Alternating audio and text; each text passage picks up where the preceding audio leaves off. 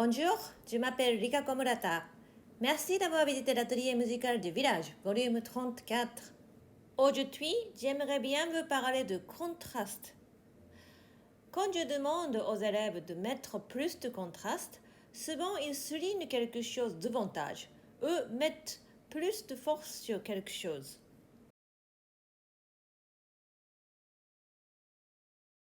Le contraste est une sorte de comparaison. Si on compare deux endroits, pour qu'il y ait un contraste, la différence doit être claire.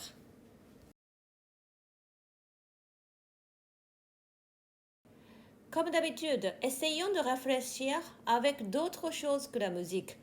Par exemple, vous avez un papier blanc sur lequel vous voulez dessiner quelque chose.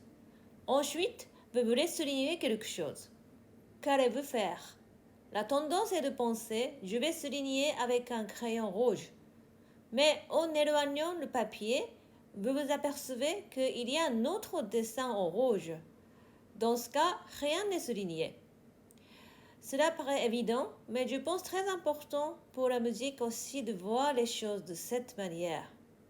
Même si on fait un gros effort pour souligner quelque chose, si autour on a utilisé déjà la même couleur, alors rien n'est souligné. Il n'y a pas de contraste. Aujourd'hui, je vais prendre 3 exemples et me poser la question pourquoi est-ce que ce n'est pas bien souligné? Que puis-je faire?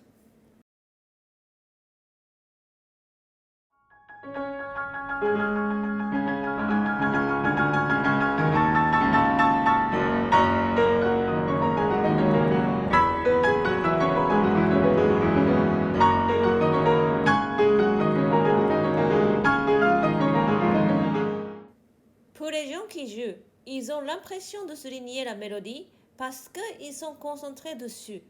Mais pour les gens qui écoutent à distance, rien n'est clair car les autres voix sont aussi fortes que la mélodie. C'est à peu près comme ça. Dis, est-ce que tu peux prendre Buchan qui est là? Buchan, c'est quoi ça? C'est juste là, la plus rose. C'est un très bon ami de Kuromi. Mais laquelle? Je ne comprends pas. Mais juste là, juste devant toi. Pour elle qui demande Buchan, c'est très clair parce qu'elle ne regarde que ce Buchan-là. Mais si on fait un zoom out, il y en a tellement que c'est normal de ne pas comprendre duquel on parle. Il est complètement noyé au milieu des autres. La solution est d'éloigner ce qui est autour pour souligner le point central. C'est un peu comme la technique de perspective. Pour souligner la ligne principale, on va éloigner les autres, c'est-à-dire les octaves qui descendent. Mais si on les éloigne seulement, il va manquer quelque chose. Donc on va essayer de faire un petit crescendo vers la fin. Qu'est-ce que ça veut dire?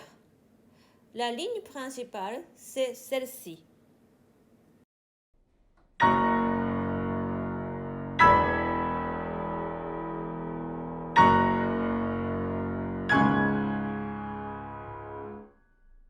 Pour pouvoir la souligner, les octaves commencent moins fort et on fait un crescendo vers la fin. Mais comme il y a un sforzando sur la première note de main gauche, on va d'abord la souligner comme la mélodie et on va s'éloigner un peu.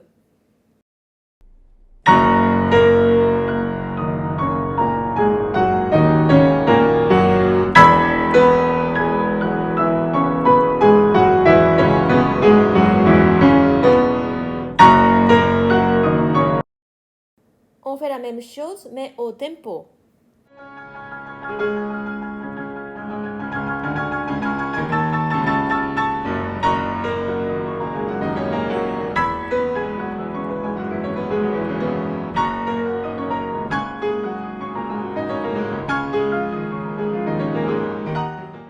Le prochain exemple, c'est le sforzando piano. Comme le sforzando est accompagné d'un piano, il faut souligner quelque chose très vite, puis il faut baisser à piano. Dans le premier mouvement de la sonate Les Adieux de Beethoven, il y a ce genre d'endroit.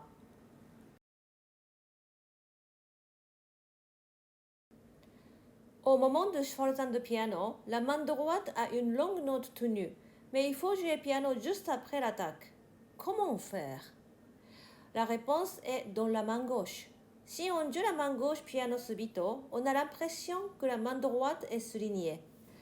Je vais vous jouer deux versions. Dans la première, la main gauche continue comme elle est avant, il n'y a pas l'effet sforzando piano. Dans la deuxième, la main gauche du piano subito, ainsi la main droite est soulignée et l'effet bien clair.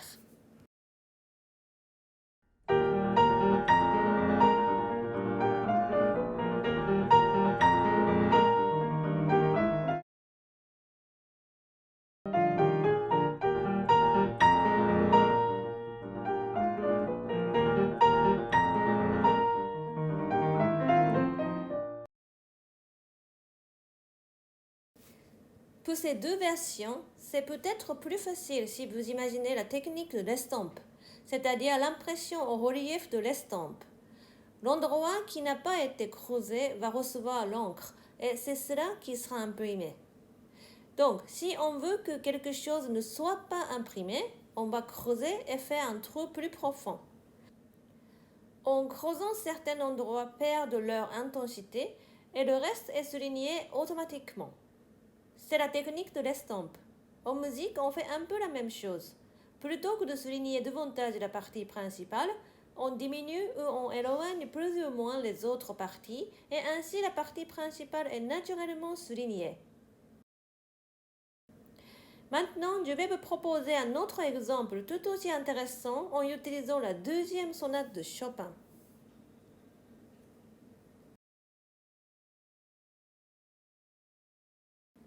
Cet exemple est pris dans le développement de la deuxième sonate de Chopin. On a l'impression qu'il y a beaucoup de notes, mais en fait, on peut distinguer trois rôles différents. D'abord, la formule de la basse que j'ai entourée en rouge. On la retrouve au tout début du mouvement. Regardons d'abord cet endroit.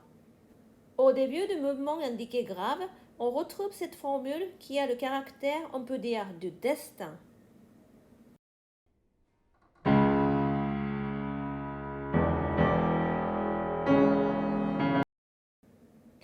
Puis, dans le doppio movimento qui suit, apparaît cet élément qui sonne agité et inquiet.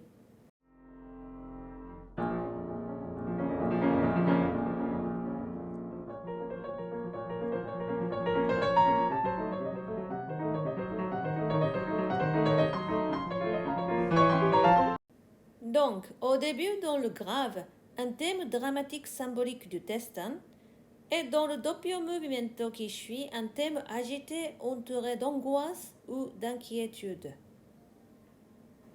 Quand on regarde le développement, ces deux thèmes sont superposés dans une même mesure. Le thème du destin est à la basse, entouré en rouge sur cette partition, tandis que le thème agité, comme poursuivi par quelque chose, est au soprano entouré en bleu. L'intérieur entouré en vert donne l'impression du mouvement. Donc ce développement superpose trois caractères différents, on peut le dire polyphonique.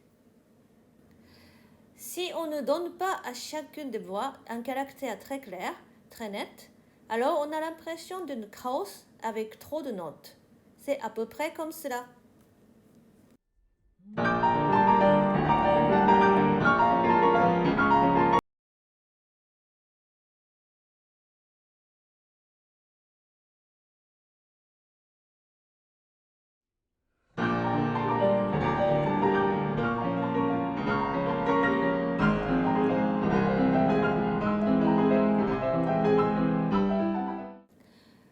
Voilà, en disant contraste, il y a plusieurs manières de procéder. Aujourd'hui, je n'ai parlé que quelques possibilités. En particulier, la perspective et le caractère. Notre tableau devient tout à coup très coloré. Je serais très heureuse si vous trouvez des possibilités de contraste sans utiliser uniquement la force. Chatouillez votre curiosité. Alors que je voyageais en Corée, j'ai eu l'occasion de faire une masterclass pour des enfants coréens. Dans le public, les parents étaient là pour assister à ce cours. Si je me souviens bien, une des élèves devait jouer une sonate classique et justement il fallait qu'elle donne des contrastes entre un passage piano et gentil opposé à un passage fort et plus violent. Bien entendu, j'ai souligné qu'on avait besoin de contrastes très nets. Je lui ai posé la question « Qu'est-ce que tu imagines pour cet endroit ?» Elle m'a répondu « c'est comme papa et maman. Et j'ai demandé, qu'est-ce que tu veux dire?